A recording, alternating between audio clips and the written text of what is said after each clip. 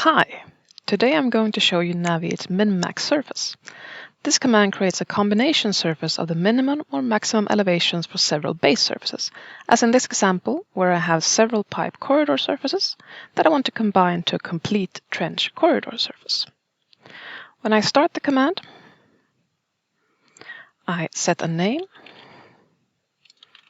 and then I select the surface that I want to add to my combination surface. Once I'm done, I hit Create Surface to create the combination surface. Now I have it completed, and I can show you here in my object viewer.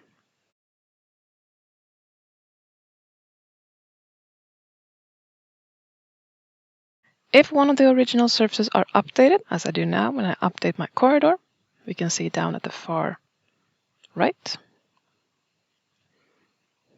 the combination surface is immediately updated. If I need to edit my combination surface, I can start the command again. And now I can do select surface. I have my available combination surface. And now, for instance, I can remove one of the trench corridors. Create surface again.